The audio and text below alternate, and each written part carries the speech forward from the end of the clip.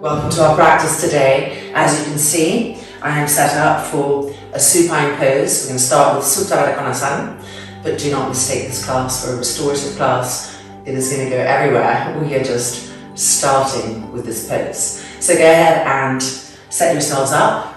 Make sure you have a strap, and if you like to have blocks underneath your outer thighs in Backbends, have those as well. And let's meet in Sukhasana and open our practice, and then come into our Backbends. Placing the dorsal hands on the thighs and pressing the dorsal hands down, and then lifting the front spine up.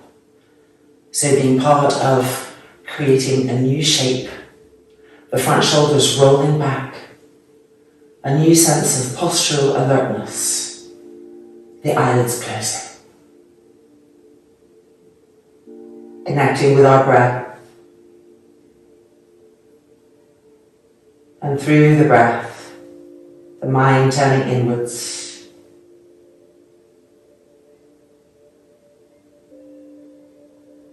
releasing the complexity of the outer world. Soft, smooth inhalations and exhalations.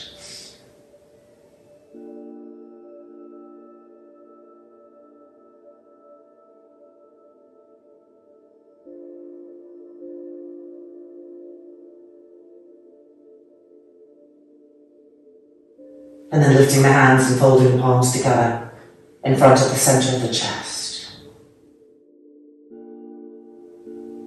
The chin slightly dropping.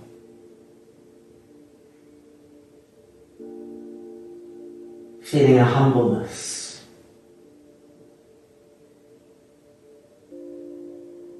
Letting that humbleness spread through us.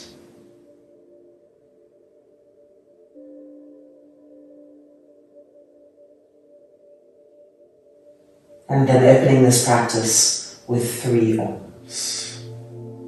Inhale.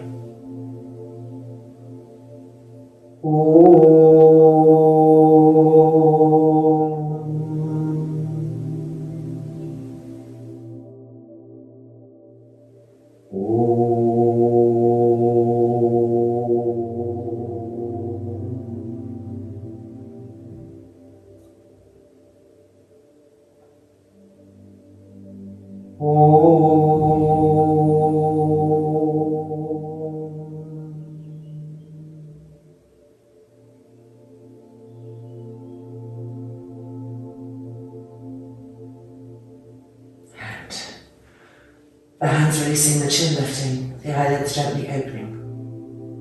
And let's come into our Supta Backbends. So bringing the legs to Backbends, and placing the strap over. Making sure, of course, that the buckle is accessible, so that when we want to tighten, we just have to pull the strap towards us, and that this back strap is low on the back hips. Coming to take a seat on the mat, and here we find a few precious extra centimeters, and we want to have blocks underneath the outer thighs, placing them now. Checking one last time that the bolster is right in the middle, and making our way down, moving the buttocks towards the heels as we come down, so that when we lie down, it's not the lower back that's extra arched, because we've moved the sacrum towards the heels. Blanket underneath the neck and head,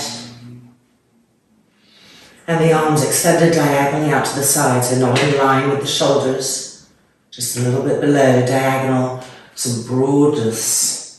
The side ribs able to expand with that space, and the shoulders well roll back. Closing the eyes again, and reconnecting to Ujjayi 1 breath. Deep, long, smooth inhalations. Deep, long, smooth exhalations.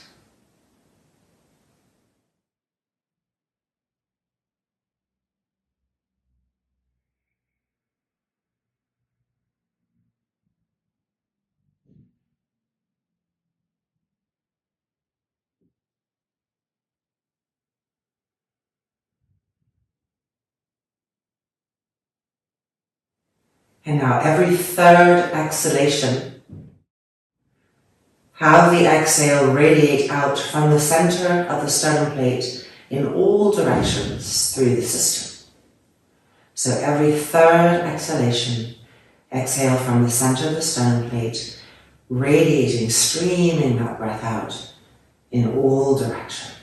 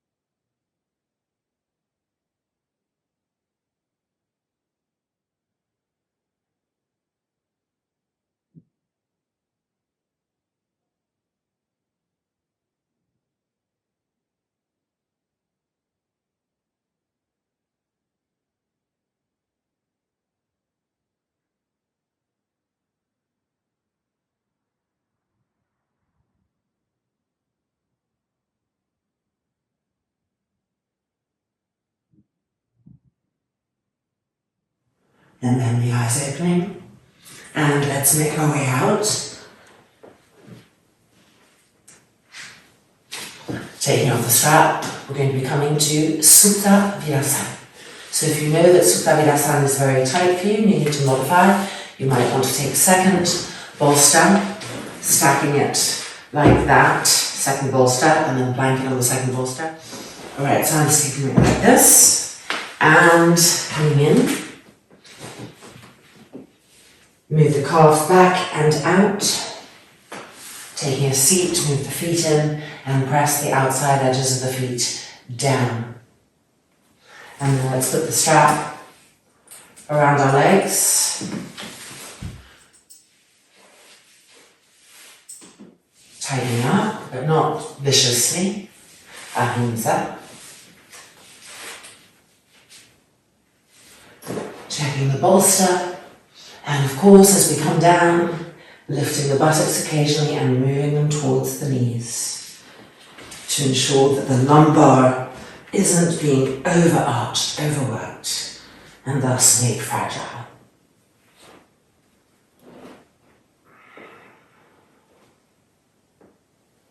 When everything feels right, lift the arms up, bend the elbows, take hold of the upper arms, and we're going to bring the arms back over the head. The eyelids closing. And resuming with our expiration of Ujjayi one breath. Long, deep inhalations. Long, deep exhalations. Counting the breath. Looking for that evenness between the inhalation, between the exhalation. And letting that settle into the body, into the nervine system, into the cells.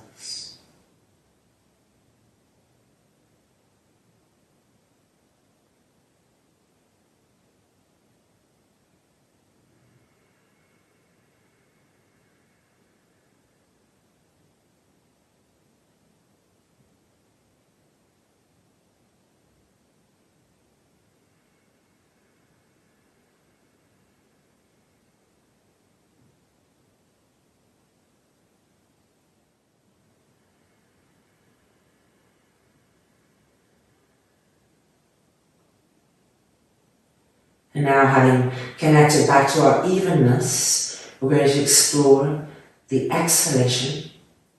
So we're going to deepen and lengthen the exhalation in comparison to the inhale, just for a few cycles. Here we go.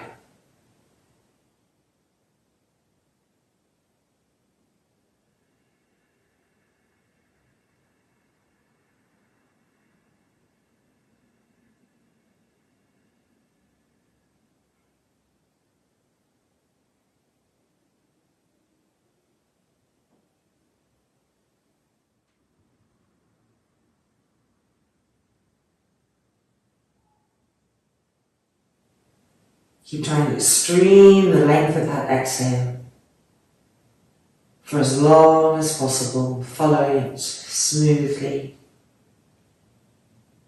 all the way to the end, all the way to the gap after the end, before inhaling.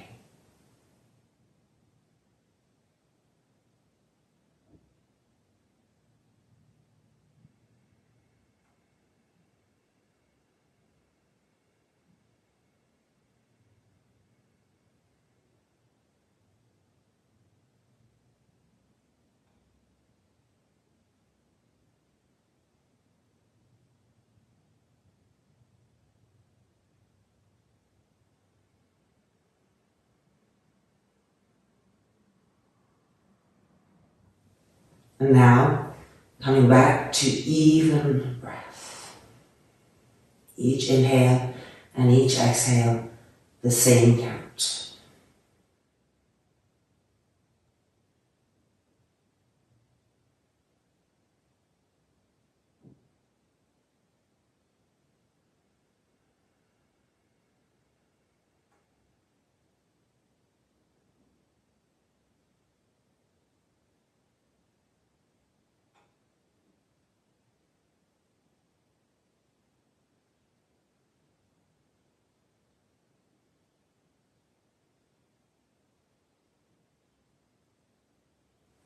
And then bring the arms back up and extending the arms and making our way out.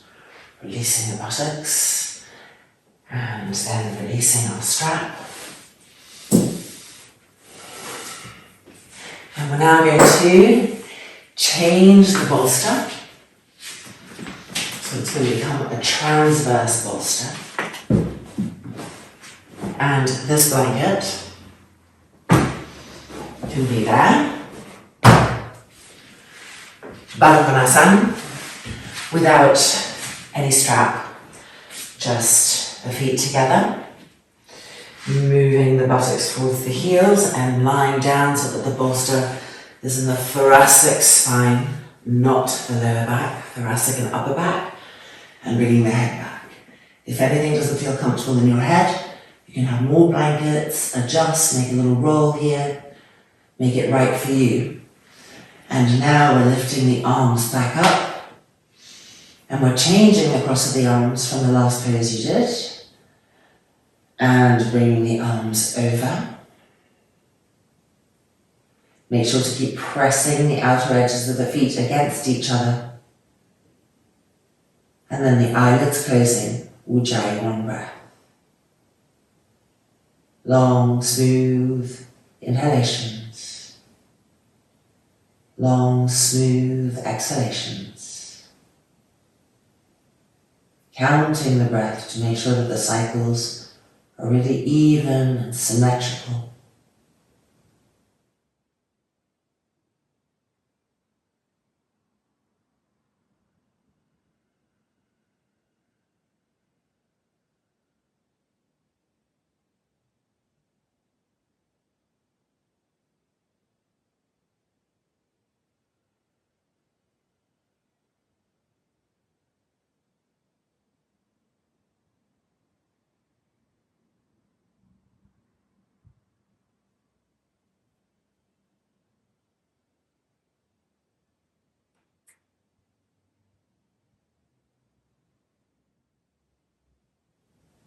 And now for a few cycles, we're going to switch our attention to the inhalation.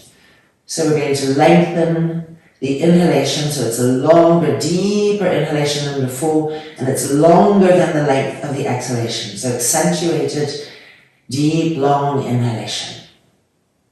Here we go.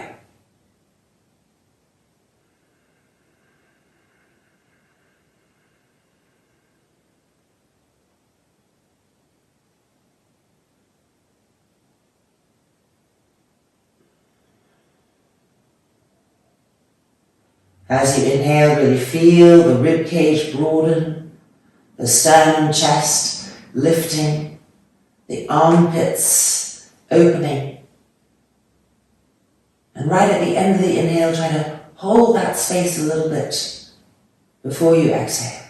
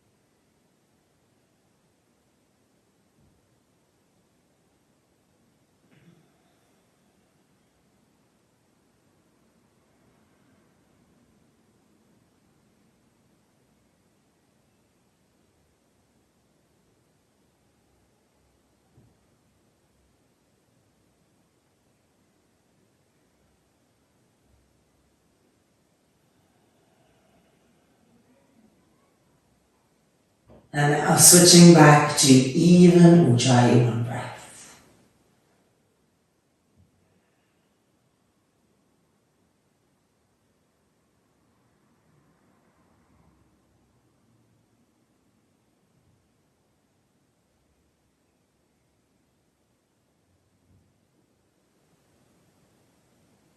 Relax the face, relax the front throat. Be with that evenness.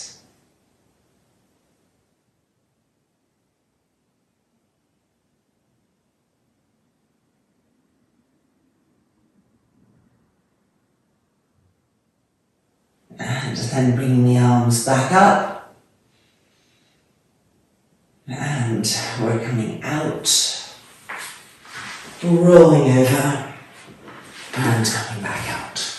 Alright, we're moving this bolster to the side, and we're going to be on the mat now, so the spine will be fully supported. You can move this blanket away too. And being in, taking out the strap, Supta Padmasana. If Supta Padmasana is not available, you can of course do Ardha Padmasana, and if that's not available, you can of course do Sukhasana, crossing the ankles.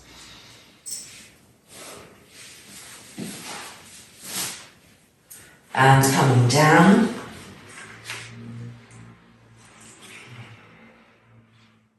Lifting the arms up, crossing the thumbs, and stretching the arms back dynamically. Don't close the eyes now, but stay with even, smooth, regular inhalations and exhalations. So having that observance of the breath in the open action of the pose.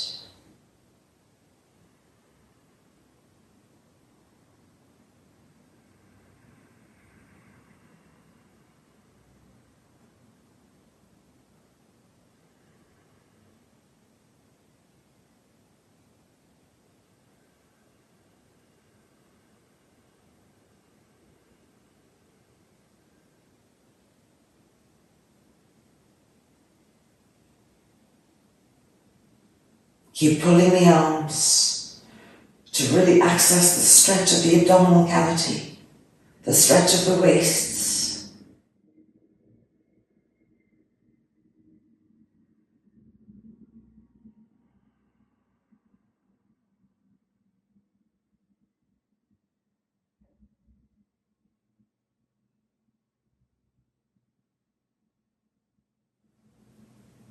And then lifting the arms back up and making our way out. We're going to change sides. But before we change sides, just a quick little Upavishtakonasana. Just squeeze the knees straight. Lift the chest. Roll the shoulders back. Pull the toes back. Squeeze the inner knee to the outer knee to the inner knee. The front knee to the back knee to the front knee. Get that firmness. And then coming for the other side. So the other side, of course, of whatever variation you might have been doing. And Strap back on, making our way down.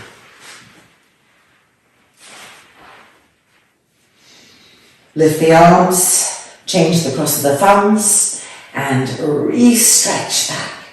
Spread the fingers widely. Feel even the tips of the fingers dynamic, stretching away. Ujjayi, one breath.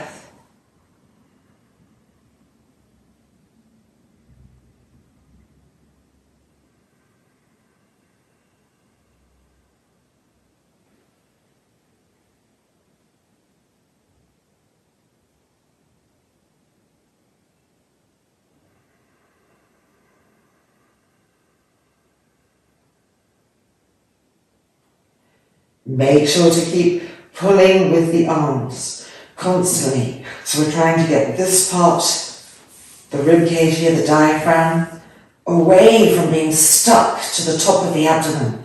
So more and more spaciousness there, and the arms helping us to stretch into that.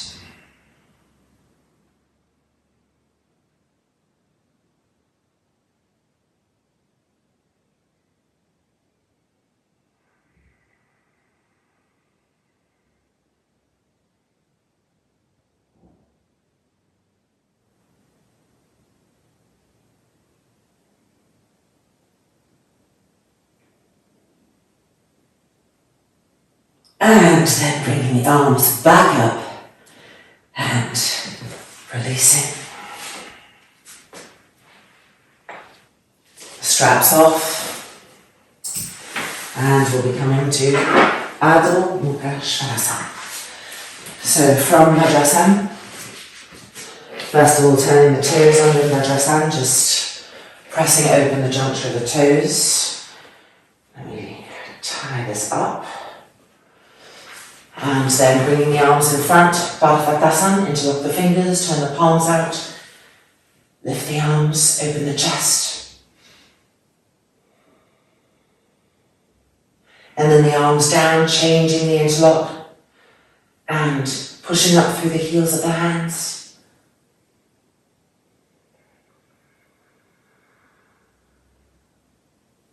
And then back down, coming onto the hands and knees. Spreading the fingers widely, turning the toes under, keeping the knees bent to start off with Adho Mukha Svanasana. Keeping the knees bent and the heels lifted, lift the buttocks even higher, lower the head down. Check that your feet are parallel, your knees are parallel, your thighs are parallel. Check that you feel the femurs coming into the hip sockets. And then inhale and exhale, straighten the legs. And string the exhale to the front thighs, push the front thighs back.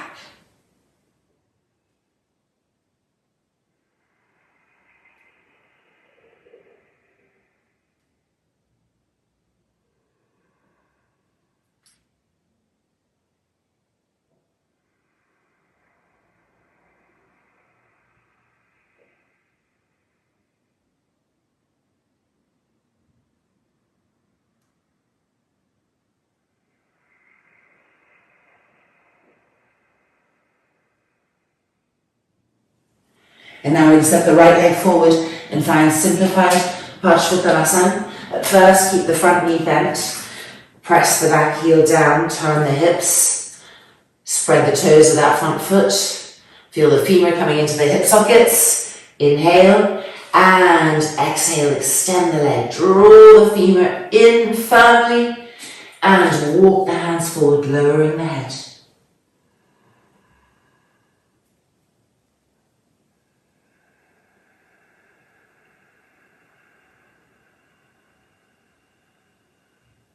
Push into the fingertips to help move the weight of the pose back and keep gripping the roots of the thighs firmly.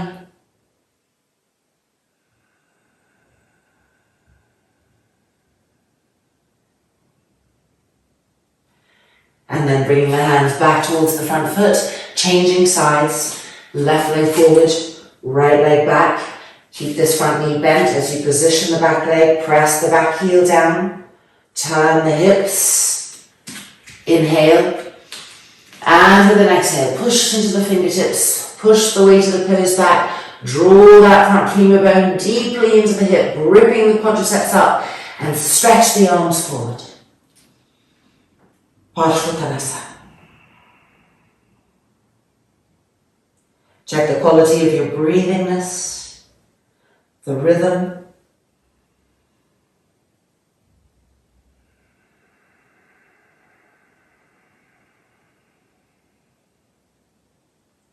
Check that the legs are still active, the knees are still firm, and push into the fingertips to move the hips back continually.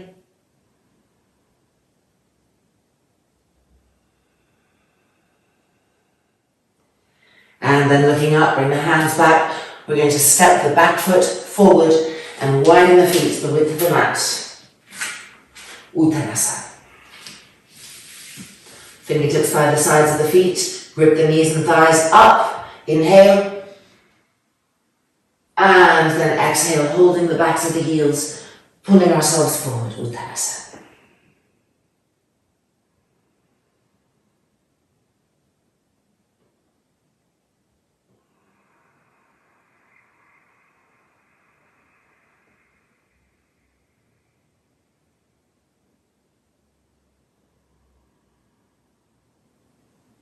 Keep checking that you're really releasing the head.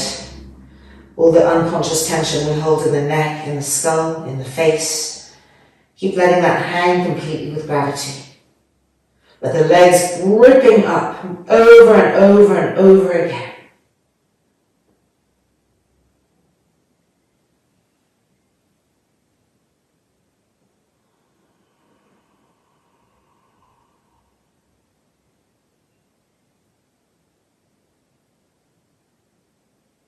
And then coming back up. And Savasana.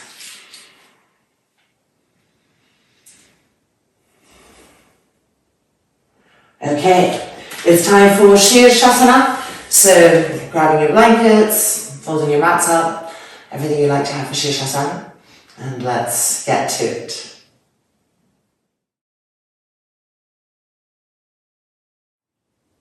Okay, so we'll be doing Sirsasana and we'll be doing a few variations, notably Upavishtakonasana in Sirsasana, Baddhakonasana in Sirsasana, and then Samakonasana in Sirsasana. So the difference between Upavishtakonasana and Samakonasana is that Upavishtakonasana is a less wide V and the legs are a little bit more forward, and Samakonasana is like you're trying to do the actual side splits in your Sirsasana. So two different actions.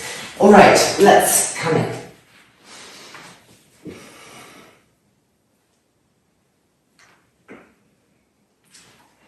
Making sure you're really on the crown of the head, and make sure that your wrists are really firm on the blanket. We tend to favour the weight of the elbows. We need to get back into pressing the wrists so that the weight distribution will be correct. And then straightening the legs, walking the feet in. Pay attention to the wrists. And coming up, Sirsasana.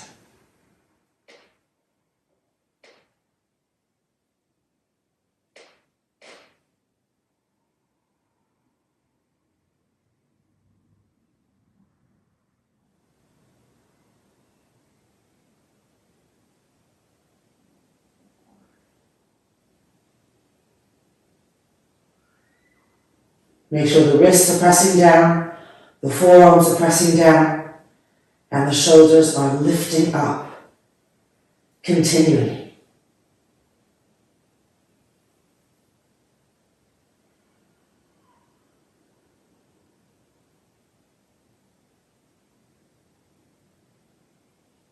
Feel your inner feet lining up.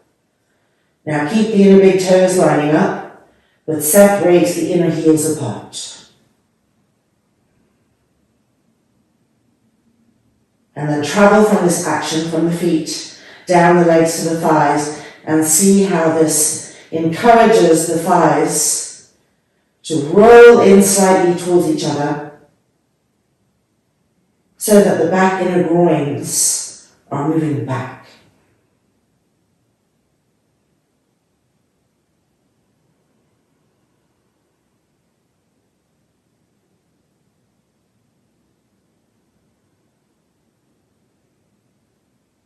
Firm the knees.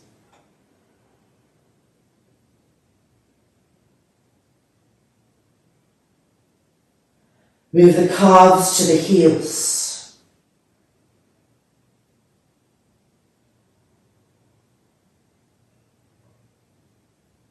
Press the outer wrists down again and lift the shoulders up.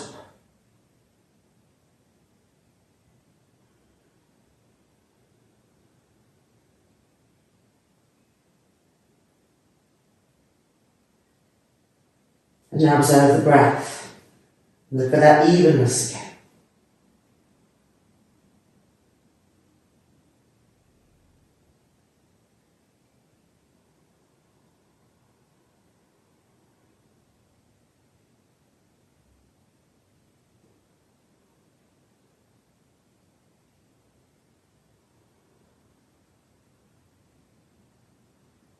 Okay, we're going to now bring the heels back again to touch each other.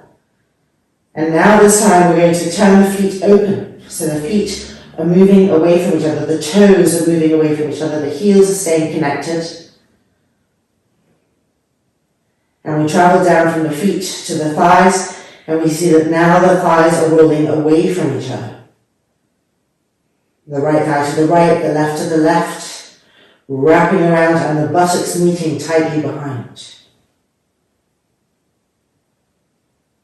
Now let's lower the legs to Upavishtakonasana. So begin to widen the legs apart from each other, lowering the legs to the side.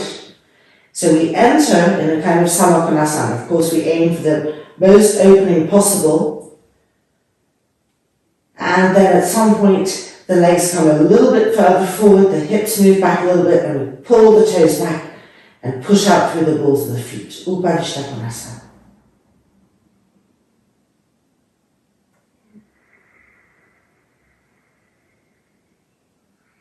Now from Upavishtakonasana, bending the knees to Baddha.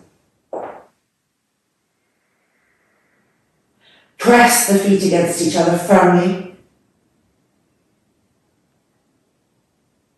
And now extend the legs straight back to Sirsasana.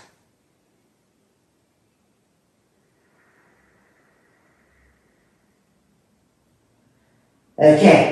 Now let's just do Savasana. We won't go as low and we won't bring the legs forward. So keep the heels against each other and turn the feet open, the right thigh to the right, the left to the left. And begin to lower the legs to the sides, away from each other. Thinking side splits. Keep rolling the right thigh to the right, the left to the left. And at some point we have to stop. Holding it here. Make sure the wrists are pressing down, the shoulders are lifting up, so you can see that it's different from Upavishtakonasana. Now let's come to Baddha from Savasana. So go ahead, bending the knees, bring the feet towards each other, and you see that it's a slightly different feeling. Baddha. Press the feet against each other. And then extend the legs back up to Sirsasana.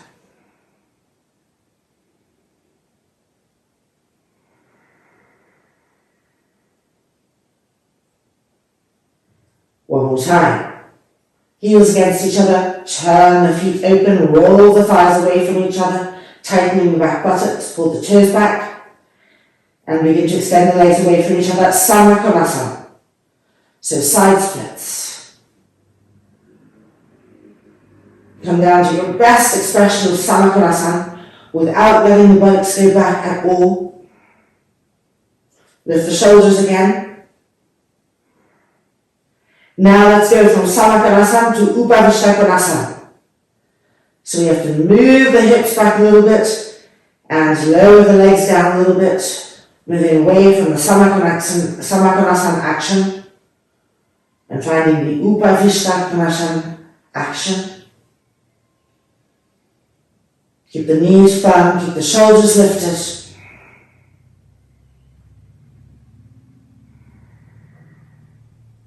And now bending the knees to Baddha. Press the feet against each other.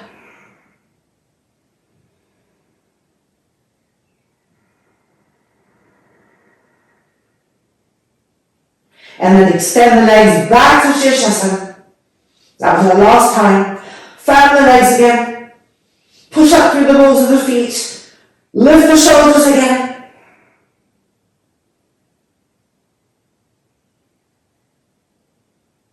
And now coming back down.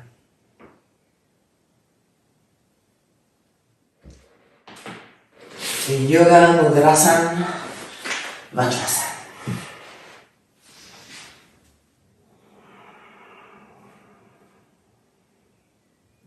Move the trapezius muscles down the back as you extend the arms.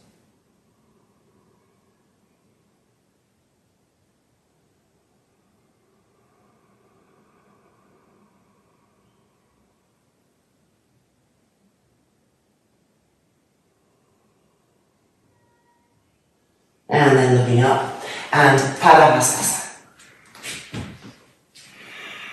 Hands underneath the feet. Inhale, look up, grip the knees and thighs up. And exhale, pulling ourselves forward.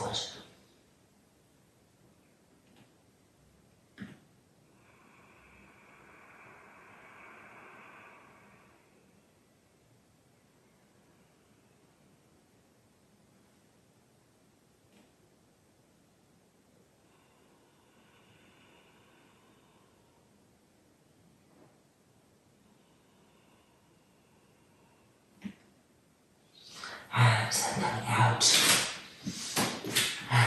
back down. Alright, it's now time to take our chairs. We're going to go into chair backbends, different variations of them. So we need a wall, we need a chair, we need a mat that we can roll up so not too thick. You need a thin mat, or you can always roll the blanket too. It's going to go underneath our back body at certain times. We'll need a strap, and you might need some blocks if you want to make your feet higher and reduce the impact of that. So gathering all that, let's lean back.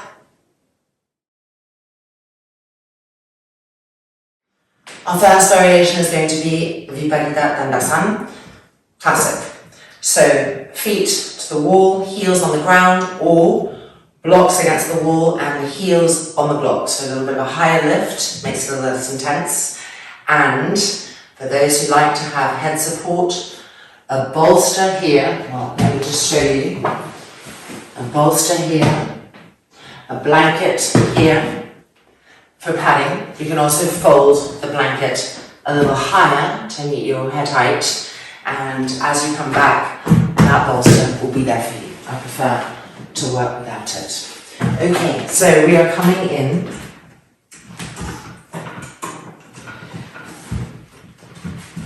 And some chairs slide easily.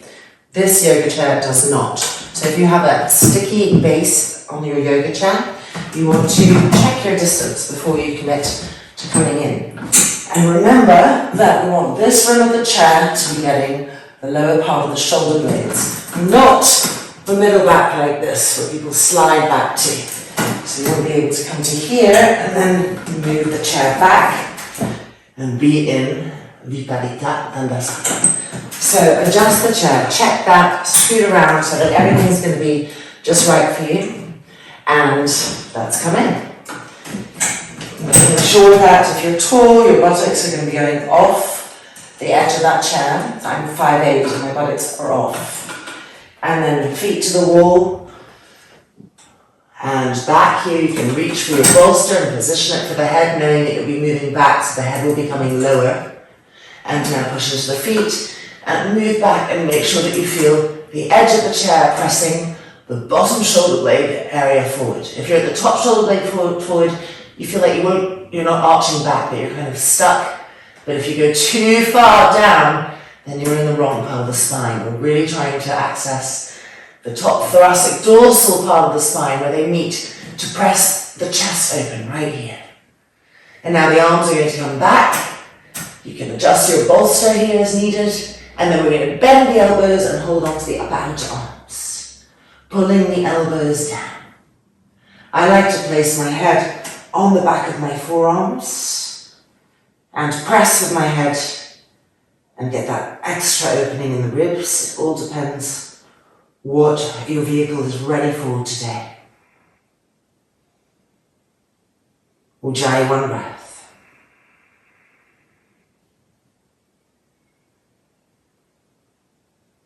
Make sure you have that evenness.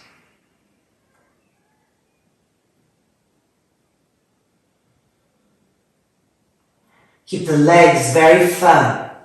Keep pressing the heels down, pressing the foot to the wall, extending the buttocks to the heels, looking for more and more vibrancy in the legs, including the back leg.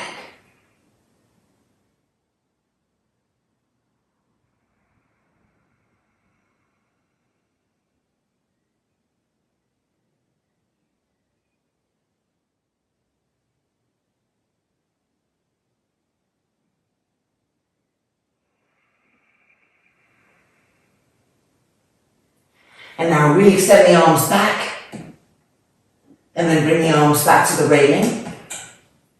And make sure you haven't started to slide over the back of the chair too much. It's really common as we're in the pose. So move your buttocks a little bit towards the wall, repress the feet down, and then push yourselves back, straightening the legs, making sure you're really in that sweet spot, the shoulder blade area. Adjust your bolster if you need to. Charge the legs, and then re-stretch the arms back. And change the cross of the arms. Ujjayi, one breath. Don't let yourselves get passive just because you're lying back on the chair. Look for vibrancy, for strength, especially in the legs today. I really want you to feel the heels pressing down, the front thighs pressing down, the foot to the wall. That energy, the integrity of the knees. And the back leg, how do you keep the back leg activated? The buttock going towards the heels.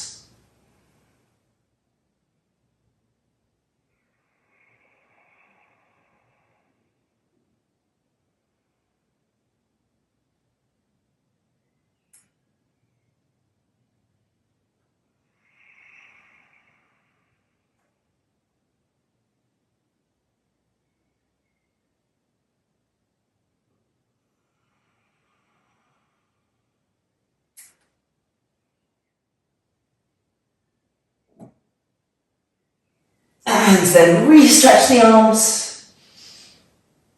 And lifting them up, finding the railing. Bending the knees, feet to the floor. We're preparing to come up. And making our way out. And moving the buttocks back. And just recovering over the back of the chair, breathing. Relax the shoulders.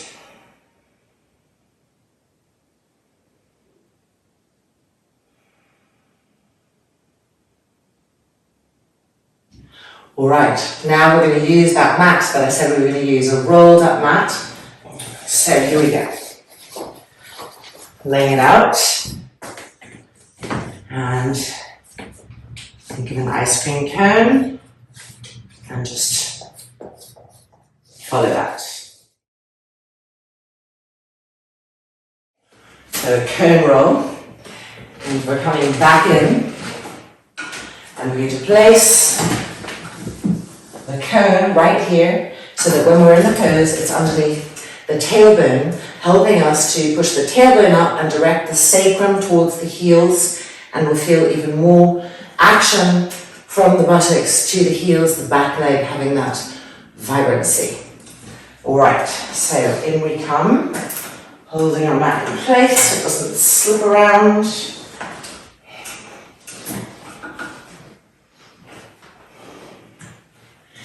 Now make sure your buttocks are moving towards your heels. Stretch the arms back. And bend the arms, take hold of the upper arms. Of course, we feel the beautiful chest opening. But come back to those legs. Feel the action, what that slight roll brings. How it helps to teach us to essentially press the tailbone up and to the wall. Tailbone up to the pubic bone and to the wall. Dual actions there.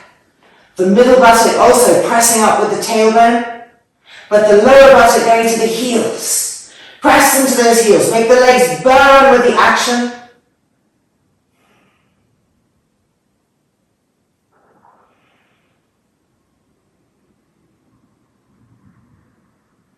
And now let's change the cross of the arms, re-stretch the arms, and change the cross.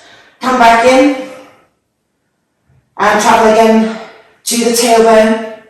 Press the tailbone up to the pubic bone and to the wall. The middle buttocks up, and the lower buttocks to the heels. That's it, the legs should be burning.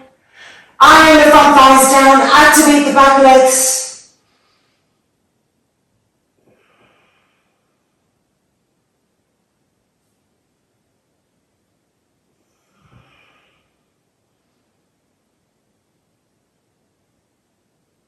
And then re-stretch the arms out.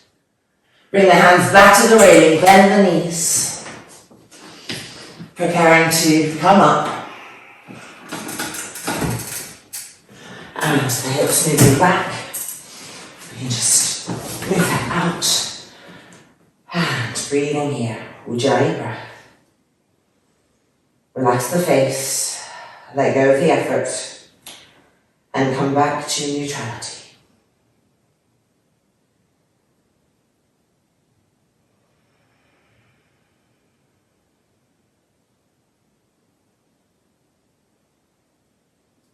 Alright, ready to roll the mat in a different direction.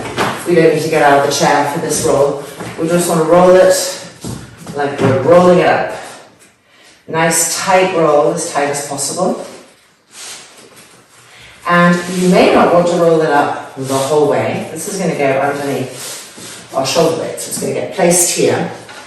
And if you have really tight shoulder blades, it might be that the whole mat is too much. You have to kind of play around. So I'm going to put mine like that. And it's there for us. Alright, check that your chair is still straight. Coming in. Moving those buttocks forward. Checking that the roll back feels that it's underneath the shoulder blade area, the dorsal back.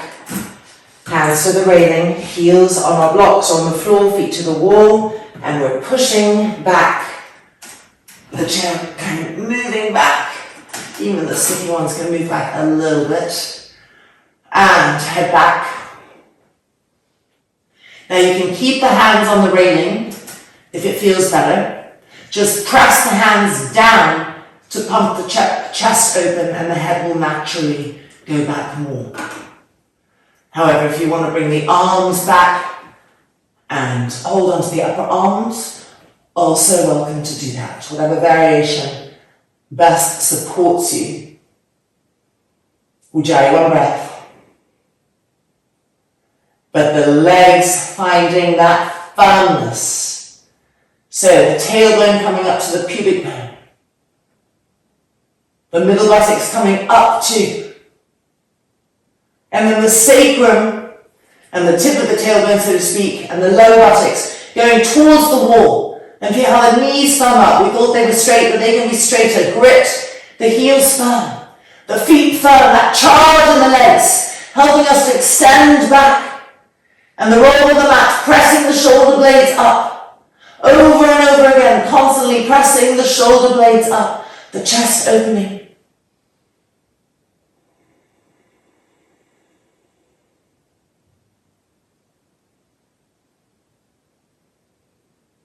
And for those of us who've crossed our arms, changing the cross of the arms now. If your hands are on the railing, just renew the actions. Make sure you're pressing the hands down to lift the chest, to absorb the roll of the mat, to press the shoulder blades up, to feel the mat massaging them up, giving a greater curve, a greater opening to the accordion keep at the front chest. Recharge the legs. Connect with the actions of the tailbone, the middle buttock, the lower buttock, the sacrum. Feel the backs of the legs be active.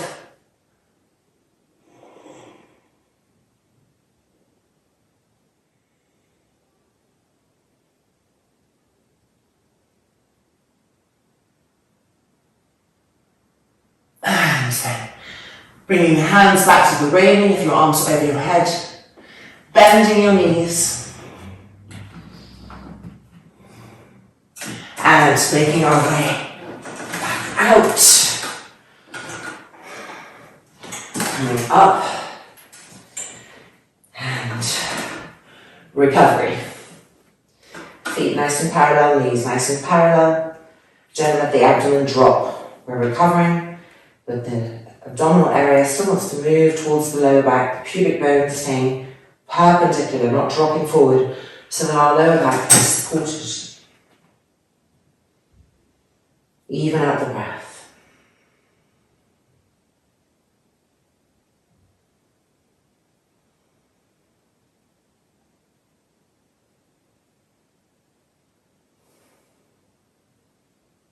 Okay, let's just move this roll off our chair. Little Balavajasana. Left hand on the railing, bringing this right arm around the corner. So this Balavajasana specifically acts on the shoulder blade in a very deep way. So try to roll the front of that right shoulder open and simultaneously press the right shoulder blade forward. So the front shoulder goes back and the shoulder blade goes forward.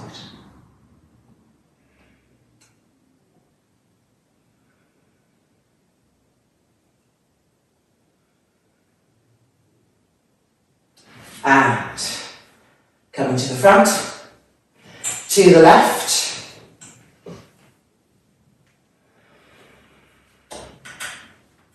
Check your feet, check your knees, and now try to roll the front of that left shoulder open and press the shoulder blade forward.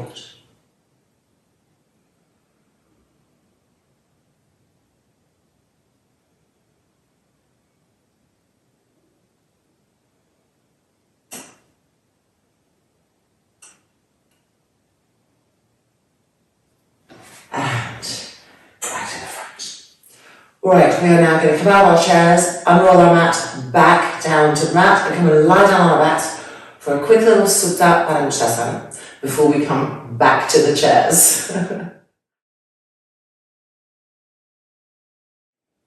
So on our backs, we have a little loop in our strap. We're just doing Supta Hanumanasana 1 from Supta Dandasana. Alright, lifting the right leg up, bending the knee to Ekapada, placing the loop on the foot, and extending. The arms sliding over. Keep that left thigh rolling in, the heel fixed. Activate that left leg, the same way you were activating the legs in your viparita dandasana now. Feel the heel firm, the back of the leg also active, and then also include the front leg in that action. Really activating the legs, pulling the toes back, pushing out, and draw the leg closer, going to your maximum now. That's it, keep activating the legs. Good, reaching, stretching, and 3, and 2, and 1. Now lift up, hold onto the foot, pull it even closer, head to the shin.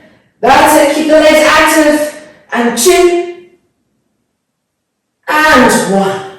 Coming back down and through Supta Tadasana. Shoulders back, deep inhalation, deep exhalation. And now left leg from Ekapada, loop on the strap, loop on the foot, and then extend the leg and slide the arms down, Supta Hanumanasana 1. Be with your legs, the backs of the legs, don't let them get soft. Find out how they can be firm included in this. Check that your right leg isn't rolling open. Roll it in. And begin to bring this left leg closer and closer, going past your maximum. Be with the firmness of the roots of the thighs, the firmness of the backs of the legs, and closer and closer. And 3, and 2, and 1. And now lift up, hold the foot, bring it even closer, head to the shin. That's it. And 2, and 1. Back down. And Supta Tadasana. And now Ekapada Supta Pavanamuktasana. Oh, that was a mouthful. Let's say it again. Ekapada Supta Pavanamuktasana. Bend the right knee, interlock the fingers. Keep that left leg firm. Slow the breath down. Make it full, make it rich, make it even. Having that yoga state of mind.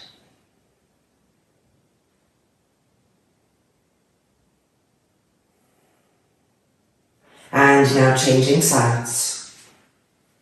Ekapada Supta Hanumanasana on the left hand side. Shoulders back. Right leg firm.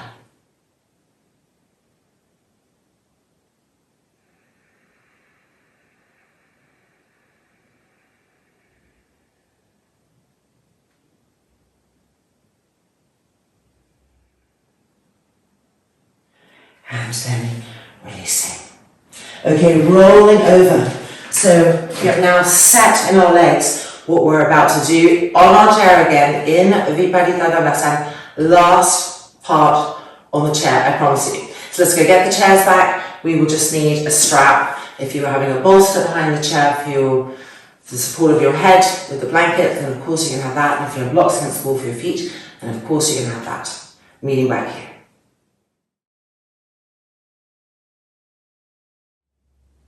Alright, so in this variation, we're going to start off with the right leg over the railing. And when we do this variation, we actually need to be a little bit closer to the wall than we are when both of our legs are through the chair. So I always encourage checking your distance before you commit. And this chair is, there we go, it slides back a bit. The important part, the shoulder blades. So you want to be able to not slide back more than that. If you're having a bolster with a blanket for the neck and head, place it, get that support, and your hands are holding the railing. The strap can be on the floor right now. Firm that left leg. Feel the back of the leg become firm. Feel the left lower buttock move towards the left heel. Left middle buttock pressing up. Now we're going to come to Ekapada Supta Hanumanasana in our viparita dandasana. So we're bringing the right foot to the railing of the chair. The hands are still holding the railing. You're pressing the hands down and pumping the chest up as if you still have the rolled mat underneath the shoulder blade area. Pressing up. The left leg is firm, it will want to bend. Firm it.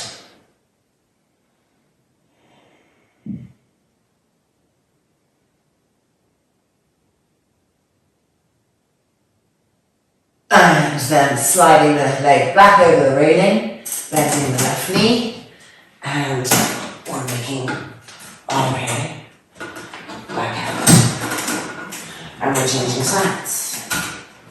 Now the left leg over. So if anything didn't feel comfortable, always use the changing sides to even move just a couple of centimeters and make all the difference. There's always a sweet spot. Never endure, okay? And sweet spots, of course, can be painful too, but you'll know when you're in the right sweet spot, when it's that healthy pain. So we're coming in.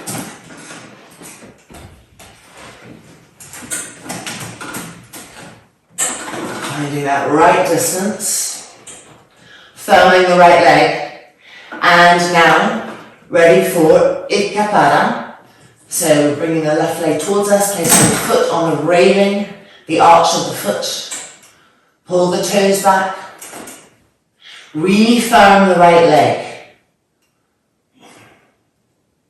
And your hands on the railing pressing down. The front shoulders moving back. And the dorsal spine pressing up. Pumping the chest open whilst we're in an Ekapada Hanumanasana.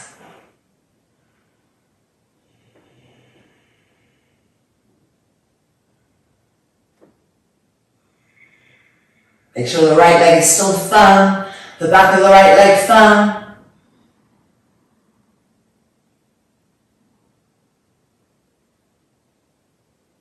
And then bringing the left leg back over the railing and back up. Okay, one last time on each side. We'll be going from what we did into extending the leg like a Sirsasana 1. and stretching the arms back. So having just done it on the floor, remember it's very clear there, so even though we're on the chair upside down, it's going to happen pretty smoothly. Loop in your strap. Bring the right leg over, chair gymnastics, and holding the loop in your dominant hand, coming in, finding the right distance, leaving a little micro bend in the knee, because when we bring the leg and we extend it, there'll be a tiny little bit of extra space there to stretch the leg. So first of all, we're bringing the right foot to the railing. And now we're feeling with our hands, placing the loop of the strap on the arch of the foot. And now we're extending that right leg. And now extend the left leg. Both legs firm. Feel the firmness of the knees. Feel the backs of the legs working. And then the arms sliding down the strap as far back as they can go, extending. And recreate the mat underneath the dorsal spine, pressing up. And recreate the cone underneath the tailbone, pressing up.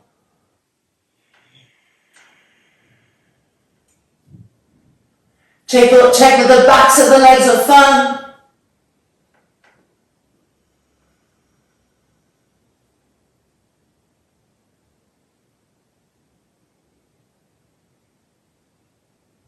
And now we're going to bend the leg, foot back to the railing. Make sure the left leg is firm on the second round. And that leg over the railing, bend the left knee, foot to the mat, coming up. And back over. Alright, last one, last side. Let's thread our right leg back through and bring our left leg up and over, strap. And I'm actually working with using non-dominant sides more to keep my brain cohesion fluid. So if you want to do that, you start by trying to brush your teeth if you're right-handed with your left hand every morning and continue with stuff like that. So I hold the strap in my left hand here and I'm coming in.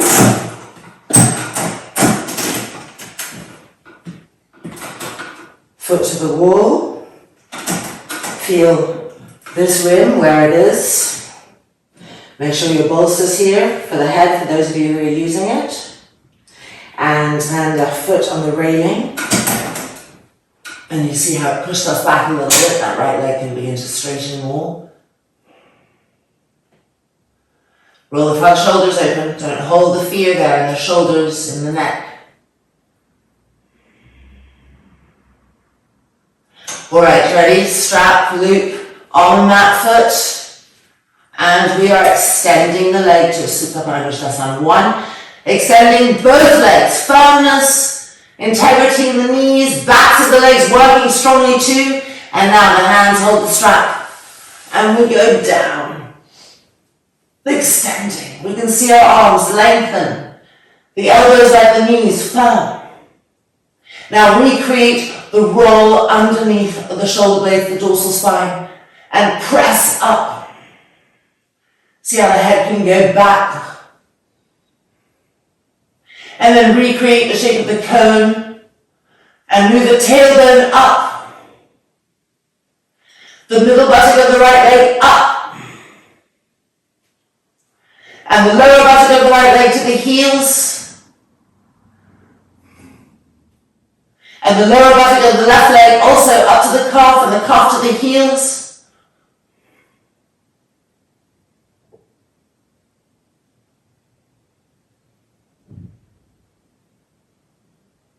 And now let's find the foot back to the railing. Refirm the right leg.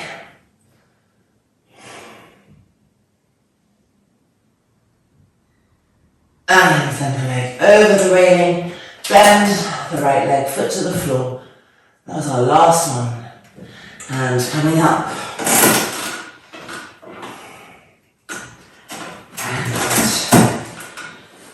And taking this off.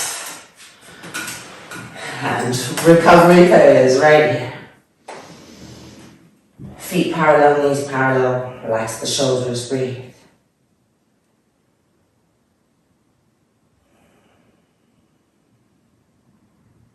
And now let's turn to the right for a little backbends.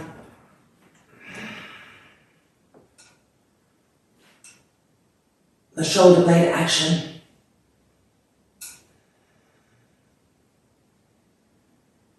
And now to the left. Backbends.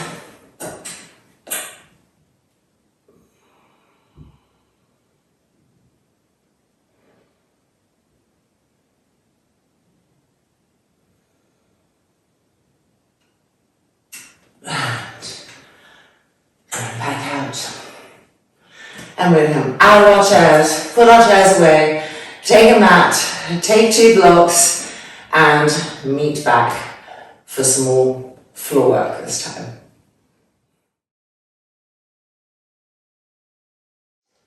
Alright, continuing. So we have our 2 blocks, and remember you always have heights that work best for you. I'm going to go with this one, and we are going to step the right leg forward,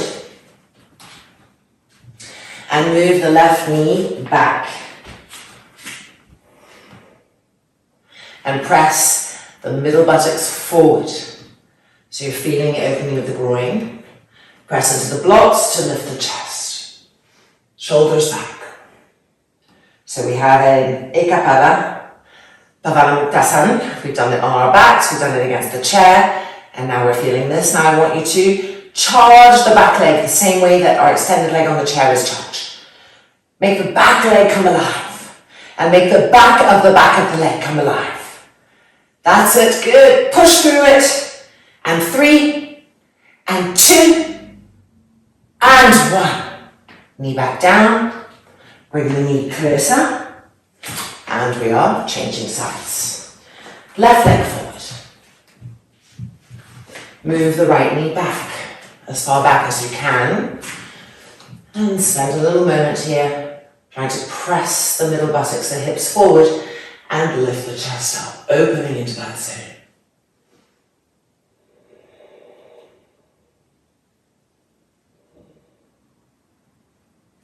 And now we're going to extend that back leg, bringing that strength to it. Ready? Toes turned under if they're not already. Inhale. And exhale, charge the back leg. Feel a line running through and out the inner knee and out through the inner heel, keeping that charge. Lift the chest. That's it. And make sure that the back of the back leg is also engaged. And 3, and 2, and 1. Knee back down. And knee closer. And changing sides. Right leg forward, left knee back, and just being here for a few breaths, gently pumping the hips down towards the earth. The little micro movements like that just help them to open from fear or resistance. Keep lifting the chest up. And now we're going to come to kneeling ekapada. So we're going to turn a little bit to the right, bend the back leg, pull the foot in, and then extend, turn the toes under, and charge. Full charge. And then again, bend. Press the buttocks down, press the hips down, and extend, both hands to the blocks, and charge. It's like a viparita, 3 back leg. And again, bend.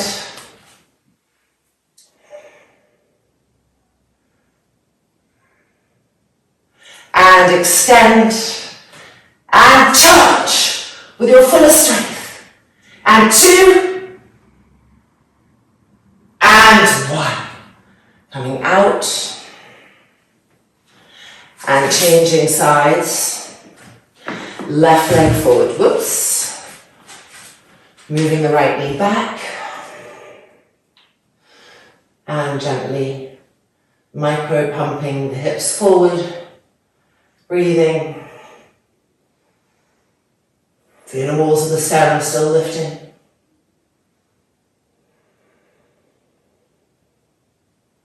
Okay, preparing for our kneeling viparita to the other side. So right hand to the block, turning slightly, reaching with the left hand for the foot, drawing it in. Don't let the buttocks move back, press them forward. And then extending both hands to the block, turn the toes under, and charge. That's it. And 3, and 2, and 1. Bending the leg back down, turning, and viparita.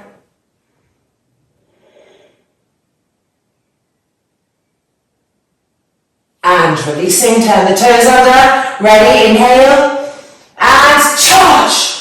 Push through the leg, out through the inner knee, out through the inner heel, push, and 2, and 1, back down, and bending, reach around, take the foot, draw it closer, pump the middle buttocks down, and releasing, turn the toes under, inhale, and exhale, push.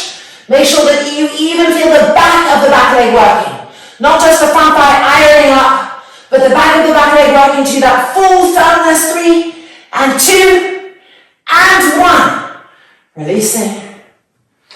And coming out. And just being in dandasana for a moment. Bring the hands back, interlock the fingers. Relift the chest. Deep inhalation. Deep exhalation.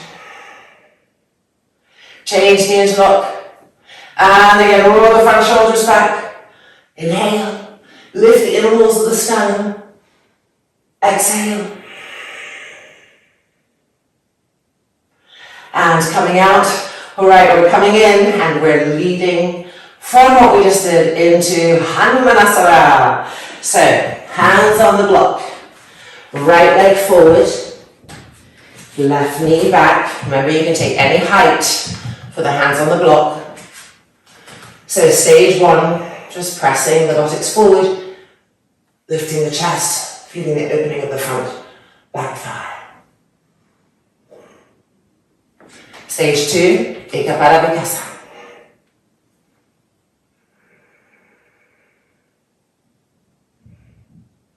Stage 3, charging the back leg, viparita, 3 back leg. Absolute firmness there. And now, keeping that back leg. The front leg is coming forward onto the heel. Hanumanasana without allowing the back knee to bend. So keep charging out through the back leg. So the action of the pose coming from the back leg. Over and over again. And 5, 4, 3, 2, and 1. Coming back out.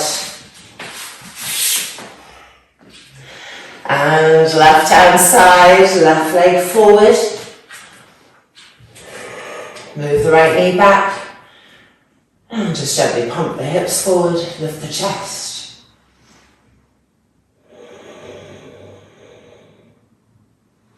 And now, returning. Draw the foot closer. Neutralize the breath. And releasing. Ready to charge the back leg with everything we've got. Inhale. And exhale. Charge. Push through that back leg. Iron the front thigh up. Make the back of the back leg firm. And now we're extending this front leg without disturbing the back leg. Onto the heel of the front foot. Femur bones in.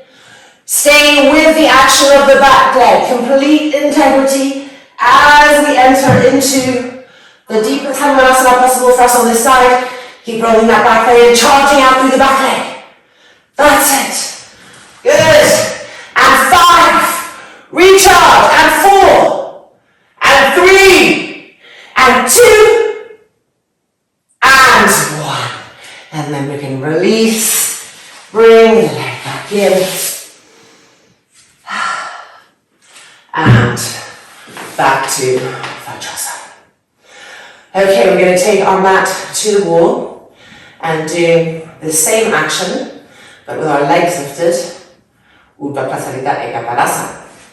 So blocks to the side and just bringing our mat into the wall. From Adho Mukha Svanasana, with the feet together and the backs of the heels pressing against the wall.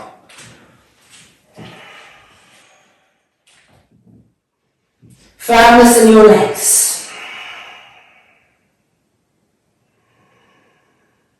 Now lifting the left leg up, finding the wall behind, firmness in the legs. Now walking the hands closer and that left leg, left foot going higher. That left leg is the back leg. Charge it. Absolute firmness everywhere. Getting as close as you can, keeping the integrity of that back leg. And now press the right foot down to the mat. Charge up through the back leg. Push yourself closer to the front leg. Good. And 2. And 1. Coming forward, back out, and releasing. Taking a little break here, just to neutralize. Relax the shoulders. Ready for the other side. Adho Mukha Svanasana. Feet together, heels against the wall.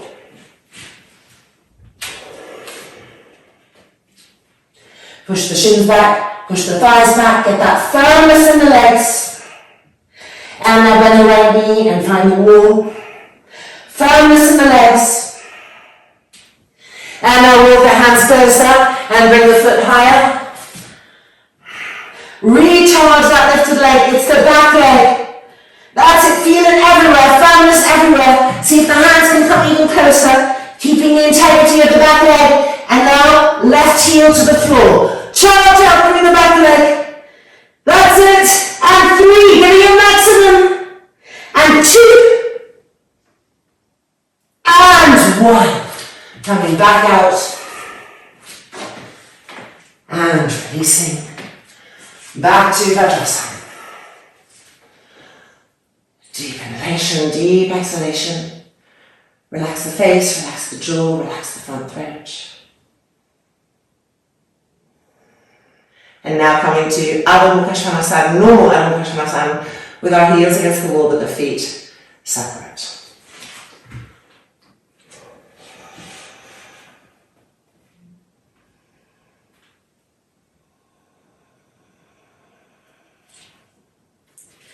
Stretch the arms and stretch the legs.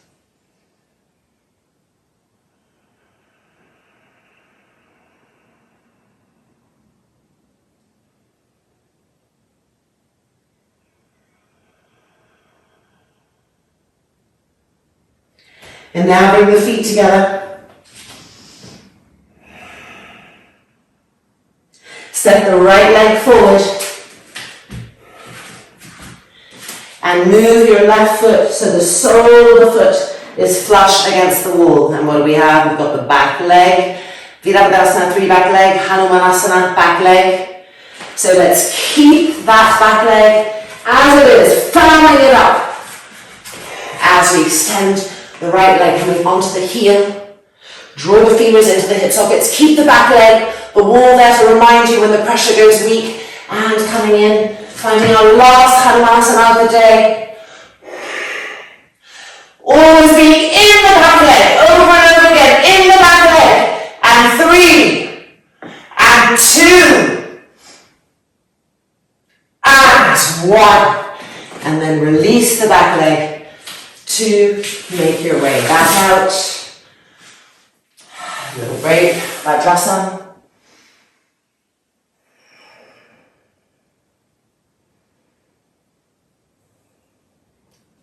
Ready? Adho Mukha Svanasana. Starting off with a normal one. Stretch the arms, stretch the legs. Peep the sit bones to the sky.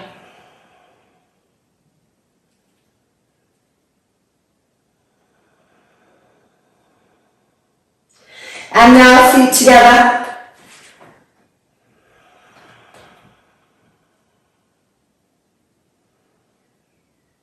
And now left leg forward.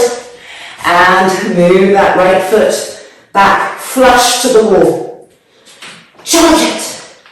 Feel that. See our last one. Go beyond what you thought possible. Ready, we're extending, we're keeping the integrity of the back leg as we extend that front leg. Femurs into the hips. Coming down, but always coming from the action of the back leg. 2 on maximum. That's it. And 3. And 2. And 1. Knee coming in. Releasing ourselves. And immediately coming forward. Feet to the width of the mat. Turn the toes in. The heels out. Hanging Uttanasana.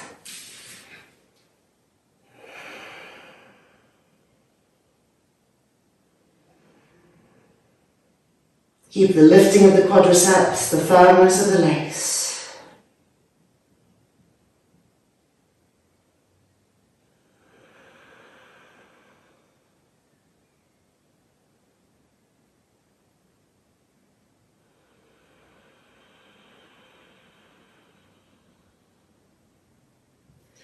And now let's change the cross of the arms, hanging Uttanasana.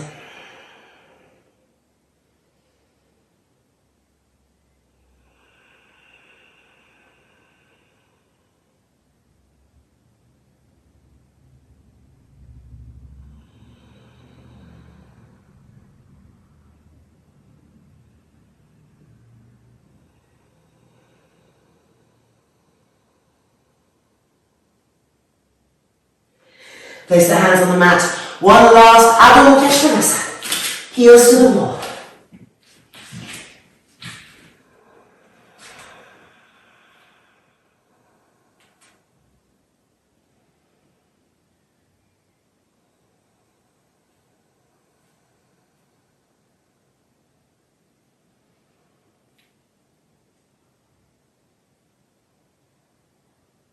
And then bend the knees.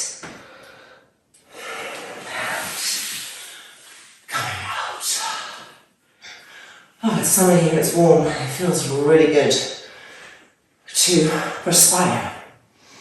Deep inhalation, deep exhalation.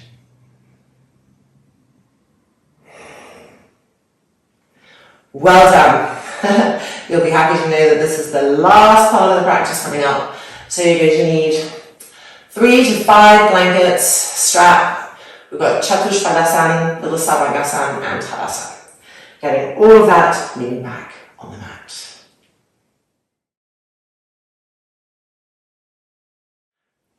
I'm using 4 blankets. We're going to place our straps on now. So loop the inner inner armpit into the inner armpit. And then let's go ahead and place that over the arms. Actually, you know what, start off with just having it over the wrists, makes it easier. And now, so the strap is there. Make sure the excess doesn't get stuck onto you because it can make you have to roll back down again to clear it. Alright, first of all, we're going to be doing Chaturpadasana. So your feet, your heels coming close to the buttocks. Your arms are already parallel because the strap is holding them. Stretch the arms. Make sure the feet are parallel. Now find your big toe. You're going to press firmly down to the big toe and lift and press the buttocks up. Don't lift from the lower back. Lift from the buttocks. Press them up. That's it, keep pressing up. Now, as you press up, you'll be able to start rolling each shoulder back and open, transferring the weight from one shoulder to another to maximize the opening. Stretching the arms. The strap is holding the arms parallel.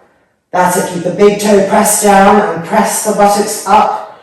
More and more, that's it, pressing up. Good. The chest beautifully opening. Front pretty soft. And then we're coming back down.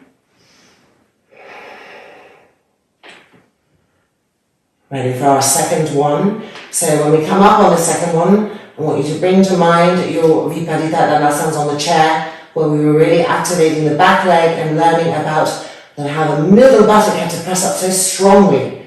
And we want to get that happening here. So ready? Connect the big toe down and start to lift the hips up, not from the lower back, from the middle buttock, pressing up, pressing up, pressing up, and the lower buttocks going towards the knees. That's it, pressing up. Re-roll the shoulders back, press the arms down and activate the thoracic spine, the shoulder blades to help the opening.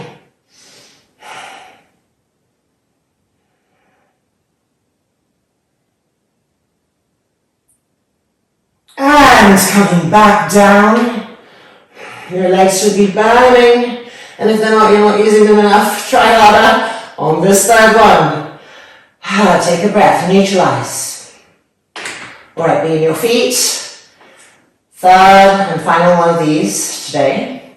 Press your big toes down and begin to lift, activating, lifting from the hips, from the middle buttocks, learning to press up. That's it, squeezing those middle buttocks up. Big toe pressing down to help you lift them up there. Roll the shoulders open again. Press the arms down. Back ribs up. Middle buttocks up, lower buttocks to the knees. That's it.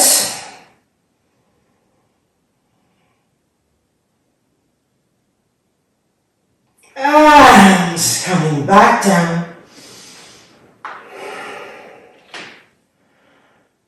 And we're now going to roll over and bring the feet to the floor behind us and place the strap above the elbows.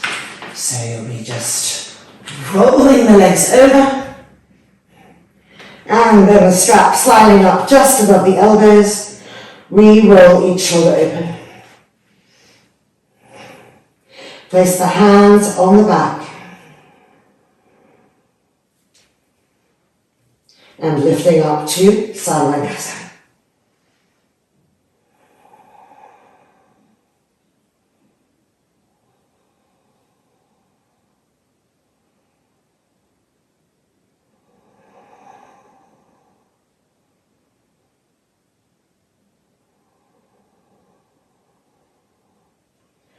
Make sure the elbows aren't light. So press the elbows down.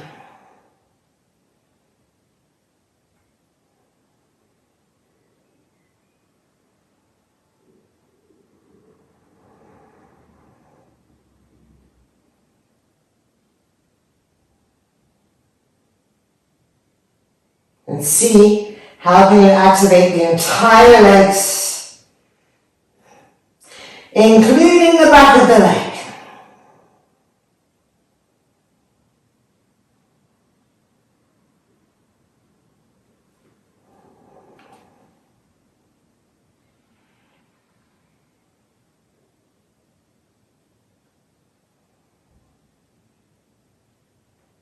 Now keep the left leg fixed where it is. And we're lowering the right leg to the floor behind us. Ekapada, Savasana. But we're bringing in the memory of all of the work we've done today. So that lifted left leg is like our back leg in hanumanasana, or the back leg on the chair. So keep it absolutely vibrant and fixed as you lower the right leg down. Stay with the lifted leg, the back leg.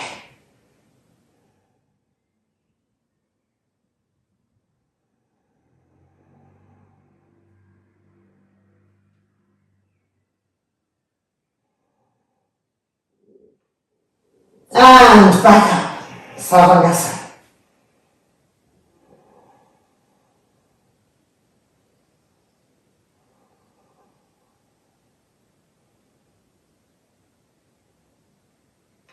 And now changing sides. So now your right leg is like the back leg. Fix it. And begin to lower the left leg. Integrity in that right leg. Don't let it become soft or unstable.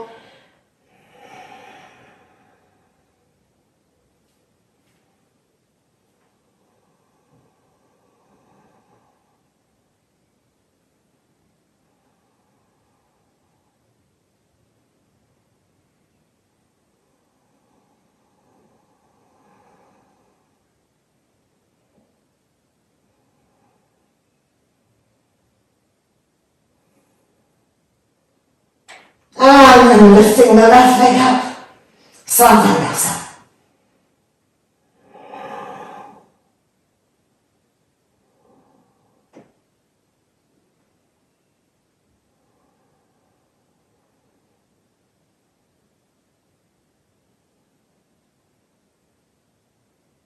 And now we're going to lower both of the legs, finding hanumanasana.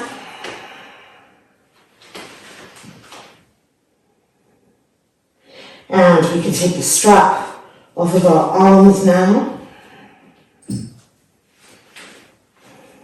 And interlock the fingers behind the back and clear each shoulder open. Press the arms down and press those back ribs up. Firm the legs. Hanumanasana.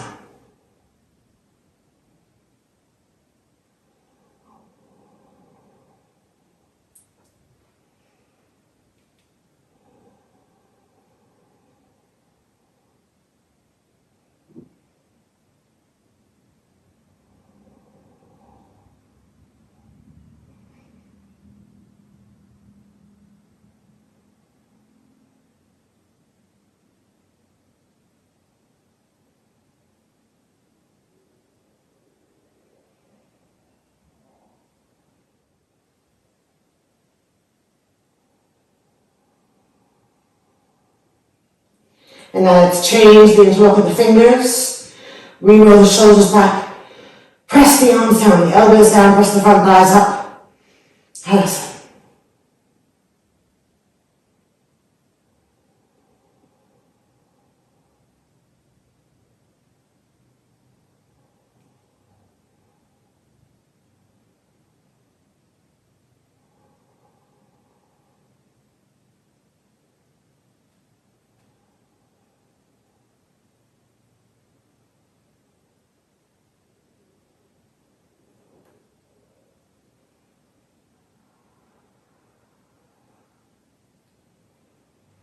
And now change the interlock of the fingers. Bend the knees and bring the knees to the ears. Hanumanasana.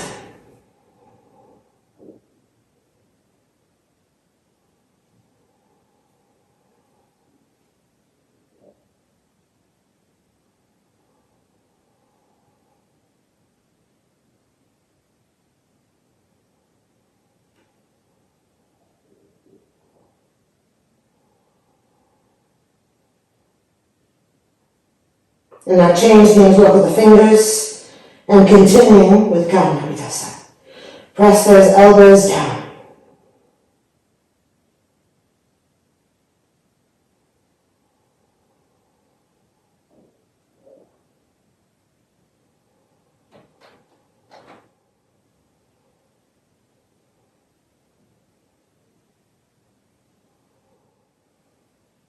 And then straighten the legs.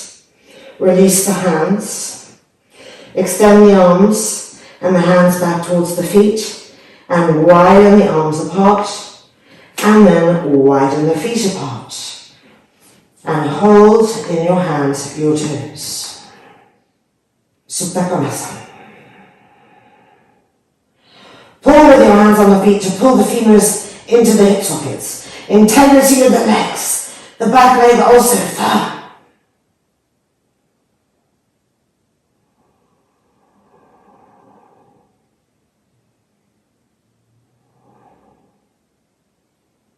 Now remove the hands but keep the legs as they are. Bring the arms back behind the back. Interlock the fingers, roll the shoulders back. Last variation here. Hanumanasana. Bring the left foot to the right foot. Re-roll the shoulders back, try to have even stability from the base of the arms.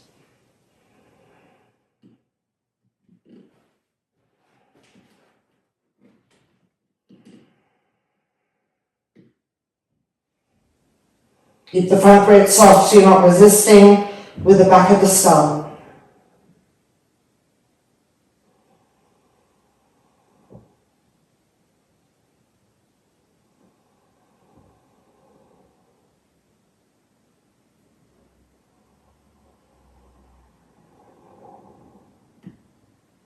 And now we're going to bend the knees to Parshva Kadmapidasana.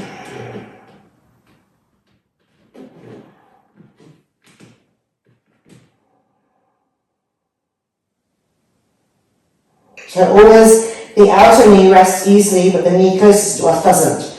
So try to bring that left knee closer to the blankets.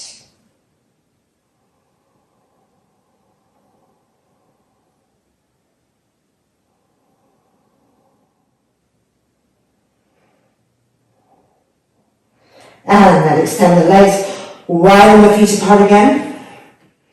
Change the interlock of the finger, last side, last time. Roll the shoulders back. Parshvanasana, walks the right foot to the left. Roll both shoulders back. Don't compensate by turning the head to prevent the upper back from opening.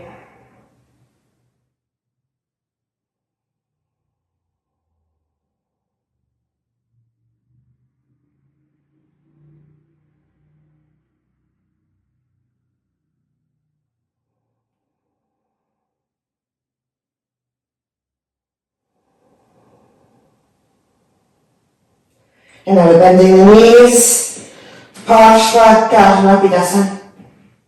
So here it will be harder to get the right knee down. So of course we're trying to do that.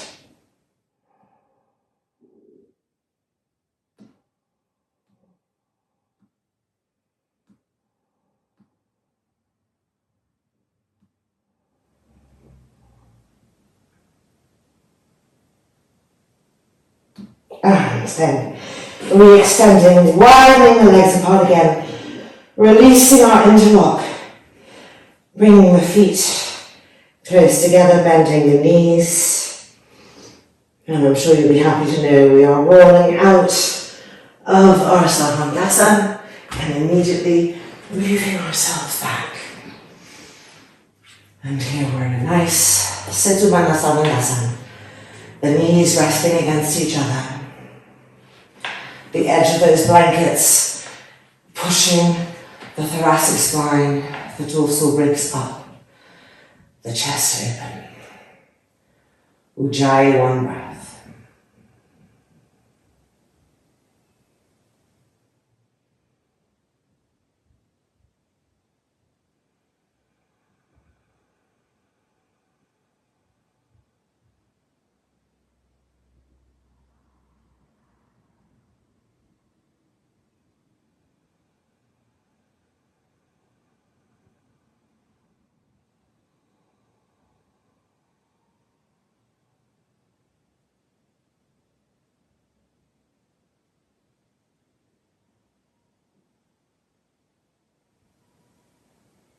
And now, moving back, all the way back, and rolling over, coming out. Yes, it's finally really the home stretch. So we remove these blankets, just keeping whatever we need for Savasana, and come back and lie down on our backs on the mat. Supta Parangustasana, last one. So from Supta Thanasana, making a little loop in our strap. First of all, Ekapada. And our Ekapada, well, we now have a whole different awareness of this extended leg now. So keep it strong, charged.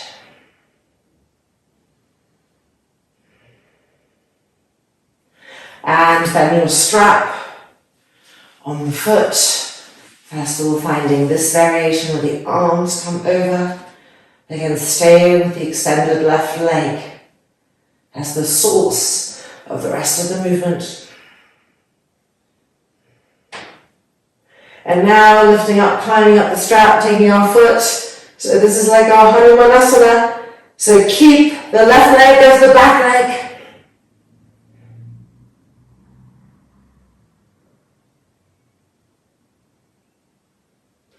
And then back out through Ekapada.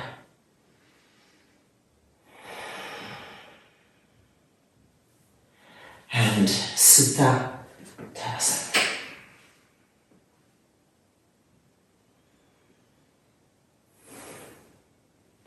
Left hand side, Ekapada. And all of that awareness and ignition of new intelligence in the right leg of our Ekapada.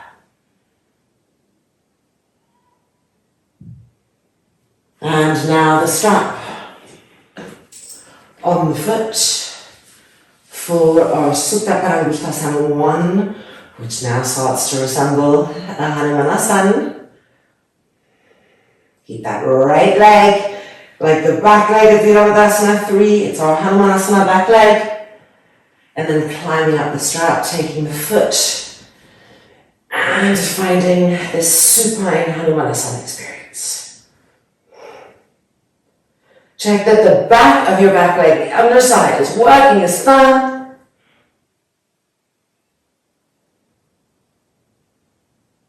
And then back down and out through an Ekapada.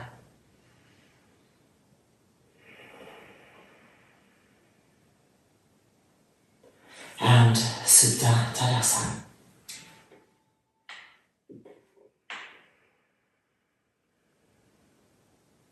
And then Dvipara Sutta Paramuttasana. A nice even place to be. Inner feet lined up, inner knees lined up. Shoulders rolling back. Even and smooth Ujjayi 1 breath cycles.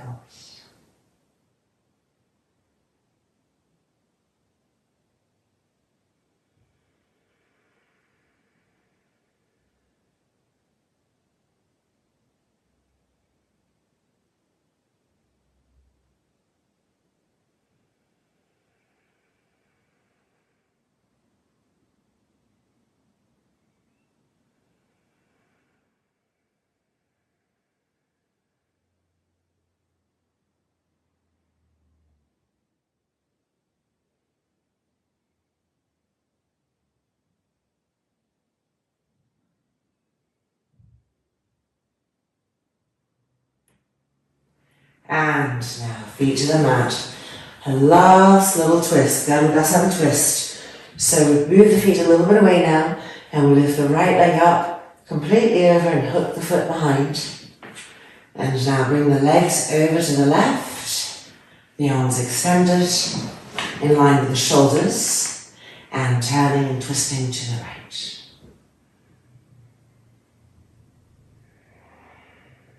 And now just as we did at the beginning of class, every third exhale, exhale from the sternum plate, stream like a star, like a flower, in all directions evenly.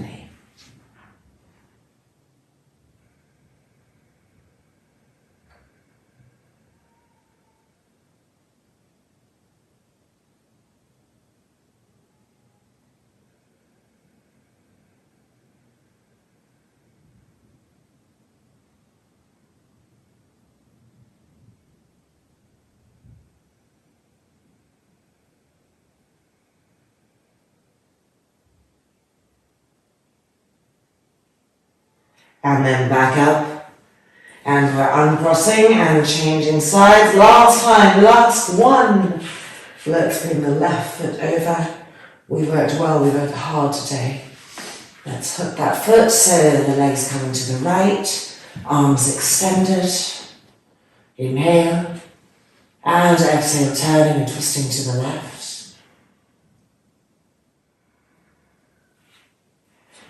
And every third exhale, streaming the exhalation from the center of the sternum plate out in all directions, shining it everywhere. Visualize it as light, so you can really feel its extension in all directions, to the sides, to the front, to the back.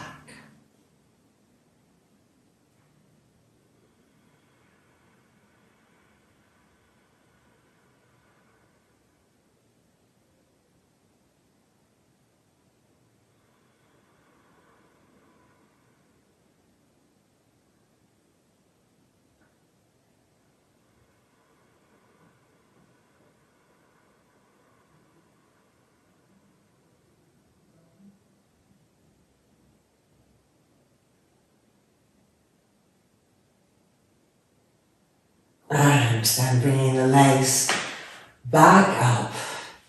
And it's now time for our Savasana. So I'm just thinking that for those of you who have your chair right around, it could also be really nice to do Savasana with your calves on the chair, which would really release the lower back completely, because we have done a lot of bendy. And if you have a bolster by you, you can also put the bolster, which I'm going to do, underneath the knees, which is also lovely relaxation for the lower back and abdomen. And then anything else you might like to use, eye patches, little covering, and then we're extending the arms out diagonally out to the side. There wants to be a little space here so that as we relax, these ribs don't feel trapped, that they can just melt open. So never just lie like that. Give me a little space.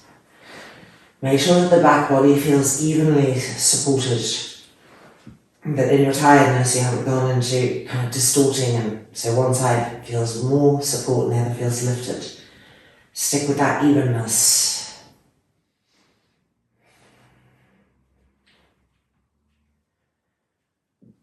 And when everything feels just right, the eyelids closing over the eyeballs,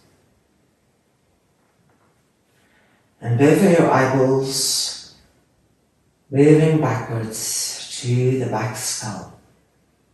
So this takes a little time because they don't always move at the same speed. One will go back more easily, one will kind of want to stay frontally forward.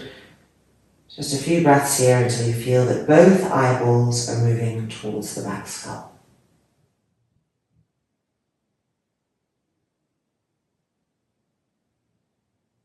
When they do, you'll feel the face softening, the jaw softening, the front throat softening.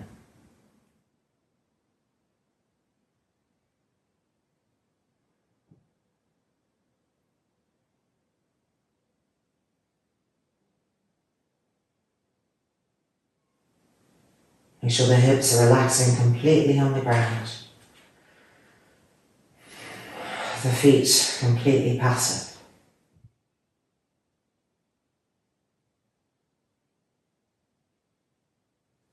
And letting go completely into that state of recedingness. Everything receding into the earth. Savasana.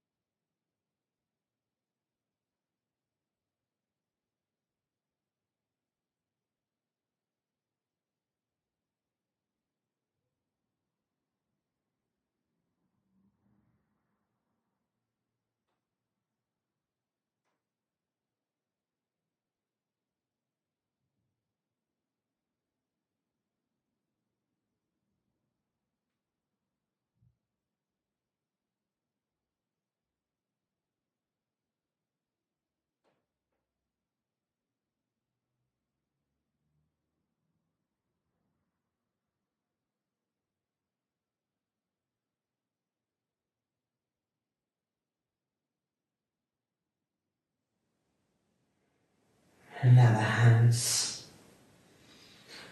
coming to rest on the front hip bones and the lower abdomen.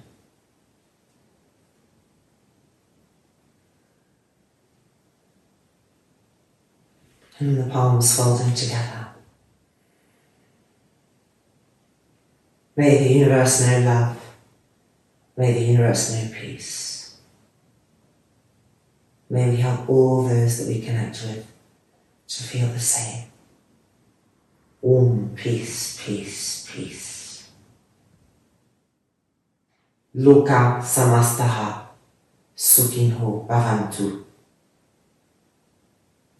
Shanti, Shanti, Shanti.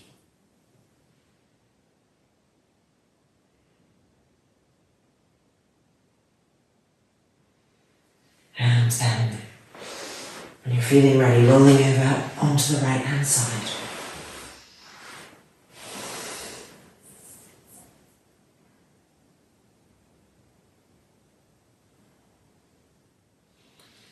And then coming back out.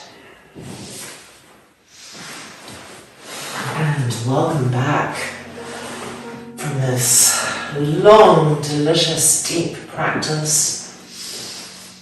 May the rightness of our actions, may our clear minds guide us into right thought and right action off the mat and in life. Staying attuned to the highest alignment possible. Well done for your hard work. I hope you enjoyed it. Let me know how it was for you. And see you again soon. Namaste.